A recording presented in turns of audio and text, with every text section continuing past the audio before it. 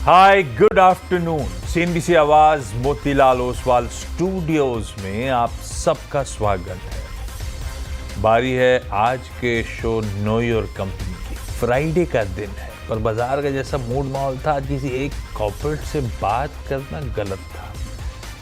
आज ज़्यादा important markets की चाल को ज़रा समझें, मैप करें। जो पॉकेट्स ऑफ स्ट्रेंथ हैं, पॉकेट्स ऑफ वीकनेस हैं इस बाजार में, तो उस पर एक्सपर्ट की ओपिनियन लेकर आए। मार्केट अभी आऊँगा उस पर डिटेल में, जो बढ़िया इंट्राडे रिकवरी स्टेज कर रहे हैं, कमबैक करने की कोशिश कर रहे हैं, प्लेस कैसे हैं, इन सब पे बहुत डिटेल में बातचीत करेंगे।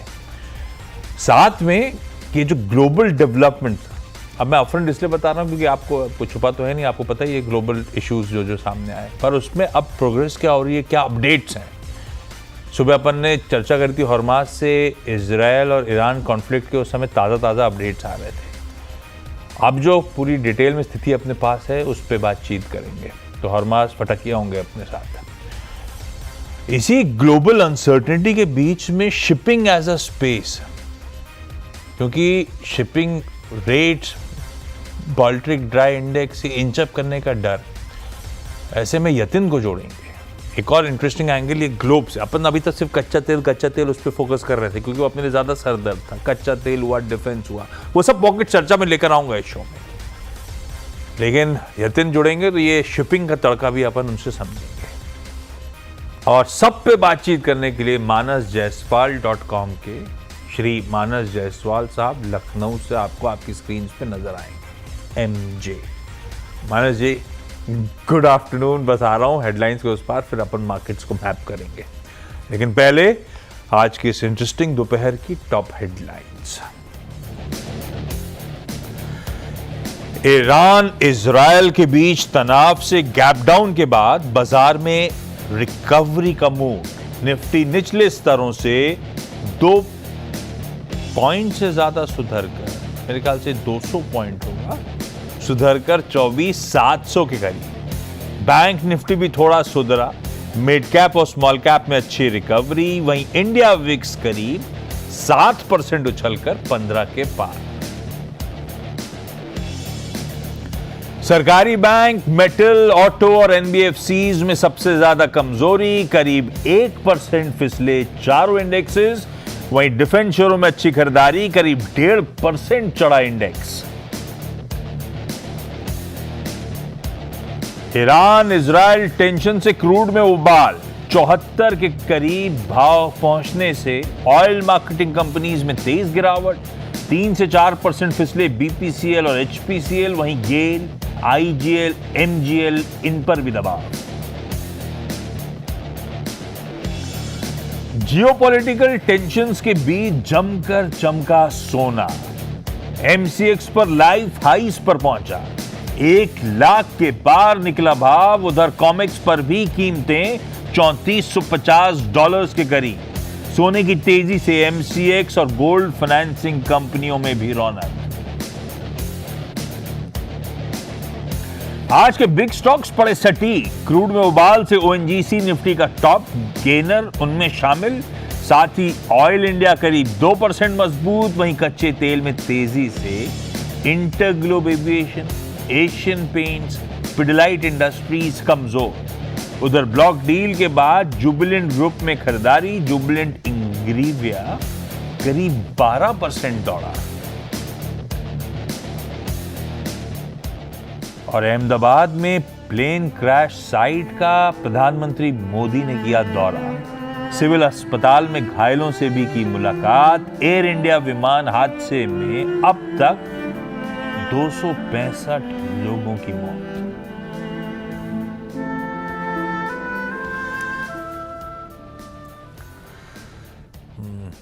एक काम करिए, पहले जरा अब निफ्टी स्क्रीन्स पर लेकर आते हैं। 24,700 पे समय कामकाज होता हुआ 3/4% कमजोर। कमजोरी तो खैर इसीलिए थी, थोड़ा सा मूड तो वैसे ही बिगड़ा हुआ था। 2 दिन से, इस हफ्ते कह लीजिए लार्जली, रेजिस्टेंस पे आके इंट्राडे में प्रॉफिट टेकिंग स्क्रीन्स पे दिख रही थी। कल अचानक एक्सपायरी के दिन फिर वही खुले थे, फिर वही 25-200 के रेजिस्टेंस के करीब पहुंचे थे, वहां से मामला ठंडा शुरू हुआ तो लगा यूजुअल सा मामला है, 25-200 के आसपास आके रोज फिसलते हैं, इंट्राडे में प्रॉफिट बुकिंग होती है, दायरे में रहता है बाजार। पर सेकेंड हाफ आते आते मामला गड़बड़ाना शुरू हुआ, तब थोड़ा बहुत ही मिडल ईस्ट टेंशंस की बातें सामने आई, और तब वो सेकेंड हाफ में हमारे एशियन पियर्स, यूरोपियन मार्केट जो खुले थे दोपहर में, यूएस के फ्यूचर्स सब कोलैप्स होना शुरू हुए थे। तो कल का सेशन तो अपने लिए पेनफुल निकला। फिर 1% का दबाव था, 25,000, पहले 25,100, 25,000 को लेकर कॉन्फिडेंस था, वो गया 24,900 गया, 800 की दहलीज पे जाते जाते फिर 24,900 के नीचे ही क्लोज हुआ था। तो पेन तो कल एविडेंट था, 1% निफ्टी दबाव में था, और कल भी एफआईज ने और शॉर्ट्स ही ऐड करे थे सिस्टम में। वो जस के तस डटे खड़े रहे भाई साहब। इतना कुछ हुआ इस दौरान, वो पॉलिसी आई, बूस्टर मिला, ग्रोथ को टूल मिला, सब मिला, एफआईज की शॉर्ट जस के तस लार्जली सिस्टम में इंटैक्ट थे। और फिर कल खामियाजा, और उसके बाद ओवरनाइट डेवलपमेंट गड़बड़ आ गया। बल्कि यूएस के मार्केट्स ओवरनाइट तो लग रहा था ठीक है, जो हम डाइजेस्ट कर गए थे उससे बेहतर था। सुबह उठोगे आप, तब से वो खबरें तूल पकड़ गई कि फाइनली वो हो गया जिसका बाजार कल डर दिखा रहा था। इजराइल ने एक्चुअली ईरान पे हमला कर दिया, और वो लिमिटेड नहीं था, काफ़ी एक्सपेंसिव था।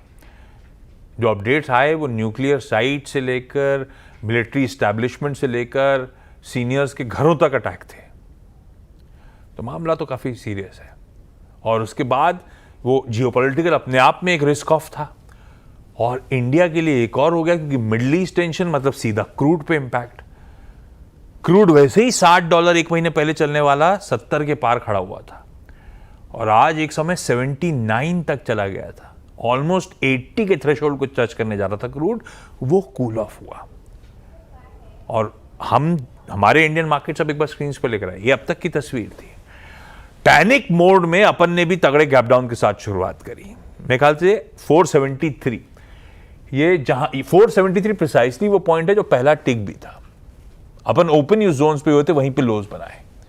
473 मतलब कल की क्लोज से 400 पॉइंट से ज्यादा का दबाव हो गया। ऑलमोस्ट मुझे याद पड़ता समय 0.25% कमजोर था निफ्टी। पैनिक में खूब डिटोरिएटिंग ब्रेथ थी, सारे सेक्टर पॉकेट्स लाल में थे, मूड माहौल बिगड़ा हुआ था। पर जैसे सेशन प्रोग्रेस करा, वो 414 टू बी प्रिसाइज, मेरे ख्याल से 414 पॉइंट नीचे थे हम उस समय ओपनिंग पे। अब वो रिकवरी करके आधे से ज्यादा रिकवर कर गया है। तो जो निफ्टी 0.25% दबाव में था, 3/4% कमजोर है। 1% का रिकवरी का ट्रेड प्ले आउट हो चुका है आपकी स्क्रीन पे, और 24,700 के आसपास, 24,500 के नीचे वाला। 24,500 की अहमियत इस वीकली साइकिल के लिए थी कि तगड़ा पुट राइटर्स का जोन था। 24,800 था और 24,500 था। 24,800 तो खुलते ही जाने वाला था, तो दिख गया था ग्लोबल संकेतों में। 24,500 की सैंक्टिटी को ऐसा कह लीजिए डिफेंड कर गया फिलहाल के लिए। क्या चला, शुरुआत में पहले टिक से डिफेंस में इंप्रूवमेंट शुरू हुआ था, क्योंकि जियोपॉलिटिकल रिस्क, डिफेंस शॉक्स, तो डिफेंस इंडेक्स चलिए, अभी स्टॉक्स मत जाइए, इंडेक्स में इंप्रूवमेंट आया था। डिफेंस इंडेक्स स्क्रीन पर आया, अरे स्टॉक पे उतरे चले जा रहे हैं, है ना। डिफेंस चलना शुरू हुआ था। दिन के दौरान आईटी ने फिर मोमेंटम पकड़ा। आईटी इस हफ्ते रह रह के गेन्स दिखा रहा है, आईटी बढ़िया कर गया। ये दोनों स्टॉक पॉकेट्स अच्छी कर रही हैं, अभी भी इन ग्रीन है। जो रिकवरी के ट्रेड्स हुए वो pharmaceutical, health care, oil and gas, क्योंकि पैनिक में शुरू हुआ था। ऑयल एंड गैस दबाव में होगा, लेकिन ऑयल एंड गैस में रिकवरी ट्रेड आया। जो वीक पॉकेट्स हैं वो बैंक्स हैं, फाइनेंशियल्स हैं, मेटल्स हैं, इवन एफएमसीजी और ऑटो दबाव में, डोमेस्टिक ड्रिवन, ये पॉकेट्स अभी भी दबाव में। एक बार निफ्टी की कंट्रीब्यूशन प्लेट लेकर आइएगा, तब ये फाइनेंशियल्स का दर्द दिखेगा आपको, हैवी वेट्स का। HDFC bank, ICICI bank pain में ना कंट्रीब्यूशन प्लेट, ये देखिए, एचडीएफसी बैंक, आईसीआईसीआई बैंक, कोई रिलायंस, एसबीआई, थोड़ा आगे बढ़ते तो लार्सन टूब्रो वगैरह। तो काफी हैवी वेट्स हैं जो अभी भी थोड़ा सा सल्क कर रहे हैं आज के कारोबारी सत्र में। तो इन स्टॉक्स की प्रोफाइल देख के लग रहा है एफआईज ने तो कमिटमेंट, एफआईज की तरफ से गड़बड़े आंकड़ा। डोमेस्टिक रिकवरी जो आ रही है, शायद हो सकता है आज डीआईज ने पैसा झोंका और लोअर लेवल्स पे, वो शाम को आंकड़े क्लियर कर देंगे, लेकिन लार्जली तो हो ही रहा है, ये होगा आज भी। पहले ये निफ्टी की मैपिंग करें, समझें क्या कोई बहुत प्रिकेरियस लेवल तक पहुंच गए? चार्ट्स कितने खराब हो रहे हैं? क्योंकि कल भी कहाँ रेजिस्टेंस करते करते सारे सपोर्ट उड़ गए थे बाजार के, और आज भी शुरुआत में सारा मामला गड़बड़ाया। मानस, हो गया, कभी कभी पैनिक में सब गड़बड़ा जाता है, थोड़ा बहुत अब सुधर रहा है मामला।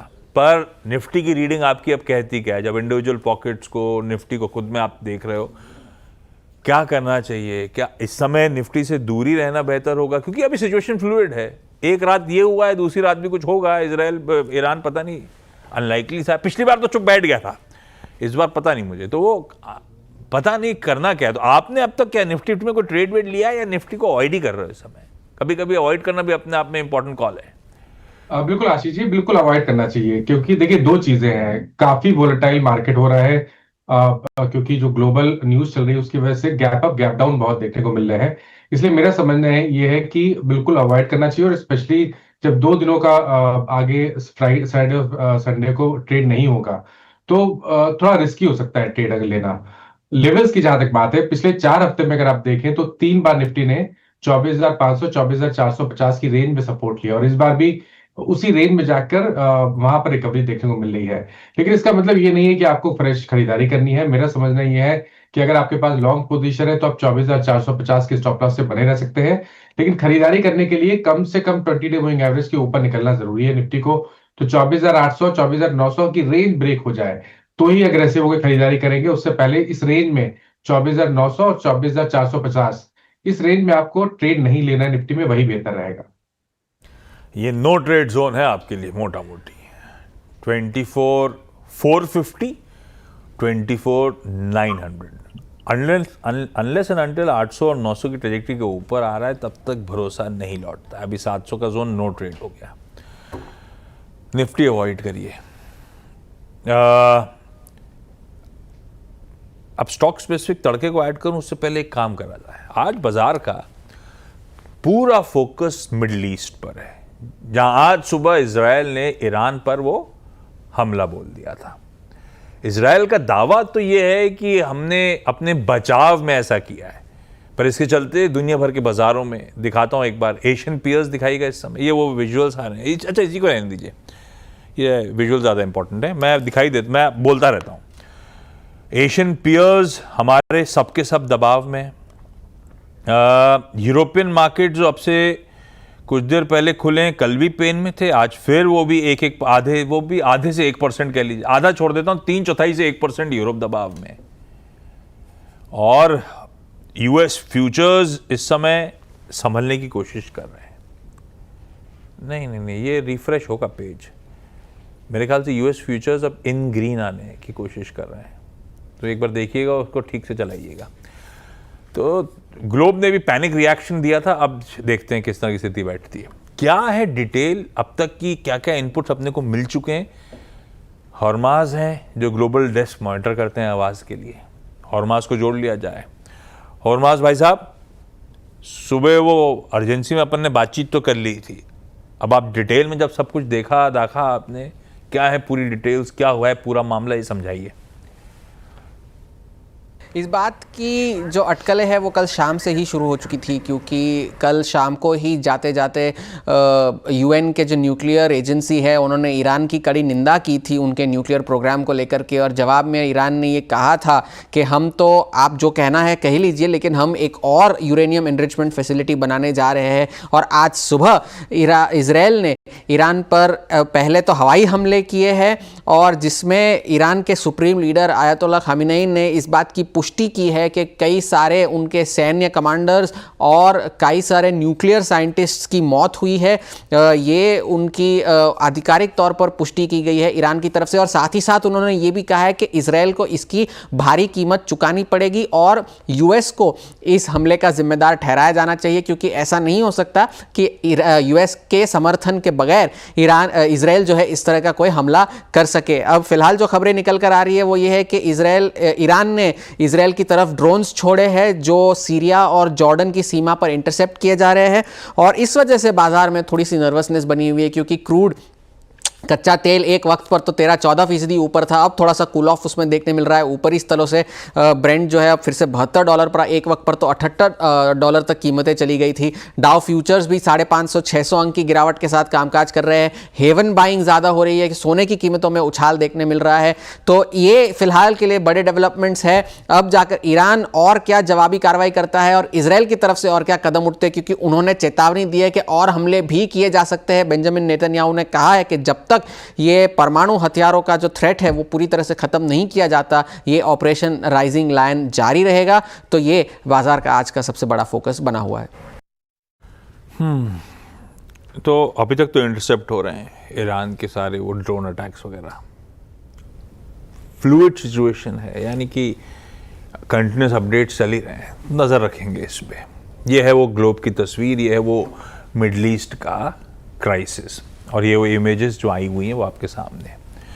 मानस, आपके प्रिफर्ड स्टॉक्स, निफ्टी तो नो ट्रेड जोन पे है, आपने ब्यूटीफुली समझा दिया। जो दायरा इसके अंदर जब तक है तब तक ट्रेड नहीं करना है।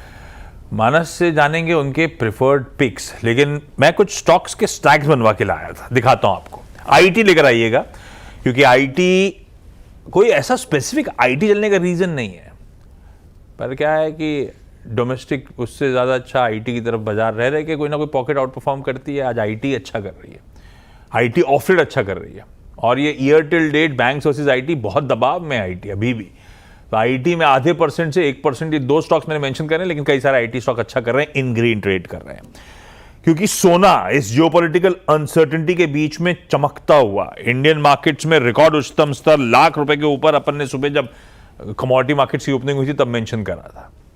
इंटरनेशनल मार्केट्स में इस समय मेरे ख्याल से $34-50 प्रति आउंस पे, और आज सुबह एक्सपर्ट कह रहे थे कि वो तैयारी कर रहा है दरअसल अपने प्रीवियस हाइस को पार करने की। तो 3500 के ऊपर के लेवल्स हैं। मुथूट, मणप्पुरम, जो गोल्ड लोन एनबीएफसीज हैं वो बढ़िया कर रही हैं। डिफेंस, शुरुआत तो पूरे बाजार की दबाव में हुई थी, डिफेंस के खुलते ही रिकवरी का ट्रेड प्ले आउट हुआ था। यार मूड मॉल ऐसा है, दुनिया भर में सब अपने डिफेंस बजट बढ़ा रहे हैं, इस तरह की सरदर्द बढ़ता चले जा रहा है। जियोपॉलिटिकल नया तो है नहीं, 2 साल से सरदर्द बना हुआ है। डिफेंस स्टॉक्स आज भी अच्छा कर रहे हैं, कमजोर बाजार में चमक रहे हैं सुबह से।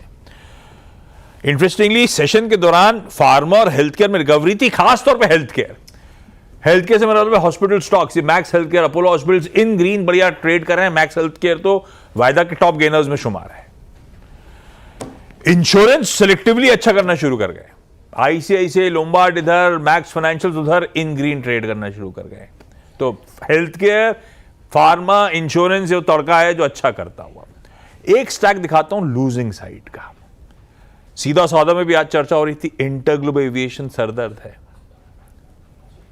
क्रूड बढ़ना अपनी जगह, बहुत सारे अब ये इंसिडेंट का भी खामियाजा होना है। रीजन वाइज होते हैं वो इंश्योरेंस रैक रेट्स, जब कोई आपदा आती है किसी रीजन पे, कुछ ऐसा इंसिडेंट होता है तो इंश्योरेंस में भी तूल पकड़ता है। एंजल वन 2-3 दिन से सर्व कर रहे हैं कैपिटल मार्केट के स्टॉक। एंजल वन में जब से वो रेजिग्नेशन की बात चैनल पे करी थी अपन ने, वो ऑब्वियस उसका सरदर्द अब हैंग बढ़ता जा रहा है। यूनाइटेड स्पिरिट्स सुधर नहीं रहा है, वीकेंड आ रहा है, फिर भी महाराष्ट्र ने ऐसा झटका दिया है कि मामला गड़बड़ाता ही चल जा रहा है स्टॉक का। और एनसीसी लिमिटेड कल से ट्रेड ग्रिप में है, आज सुबह भी चर्चा हो रही थी दबाव गिराएगा, ये लीजिए आपकी स्क्रीन पे फिर 2-2.5% कल के प्रेशर के ऊपर कामकाज करता हुआ। मैंने सिर्फ वायदा के स्टॉक हाईलाइट करे, लेकिन हाँ, हॉर्मास के साथ साथ मैंने कहा था यतिन को भी जोड़ेंगे। दरअसल एक और पहलू है, ये जो ईरान पर इजराइल का तनाव, जो पूरा इंसिडेंट हुआ है, ओवरनाइट डेवलपमेंट जो हुए हैं, उससे शिपिंग सेक्टर को भी रडार पे रखें। वो क्यों रडार पे रख रहे हैं भाई साहब हम लोग? तो देखिए, शिपिंग कंपनीज टिपिकली जब जियोपॉलिटिकल इश्यूज होते हैं ना, तो बिल्कुल ही, क्योंकि रिस्क बढ़ जाता है आपको सेलिंग का, तो आपके फ्रेट रेट्स बढ़ जाते हैं। फ्रेट रेट्स में बहुत सारे टाइप्स होते हैं। तो ये बाल्टिक ड्राई इंडेक्स जो है ना, वो 3 अलग अलग टाइप के फ्रेट रेट्स ट्रैक करते हैं, और ये पिछले 1 महीने में 50% बढ़ा है, और पिछले 2 दिनों में 15% से ज़्यादा का उछाल आपको देखने को मिल रहा है। आपके स्क्रीन पे आप अगर देखेंगे ना, तो 3 वीक में 50% से ज़्यादा का आपको बाल्टिक ड्राई इंडेक्स बढ़ता हुआ नजर पड़ रहा है। इसका क्या रेलेवेंस है? रेलेवेंस ऑब्वियसली है, क्योंकि जो आपके शिपिंग रेट्स होते हैं वो लिंक्ड होते हैं बाल्टिक ड्राई इंडेक्स से, और केप साइज, पैनामैक्स, सुपरामैक्स, ये अलग अलग टाइप के शिप्स होते हैं जिसके रेट का इंडेक्स ये बाल्टिक ड्राई इंडेक्स है।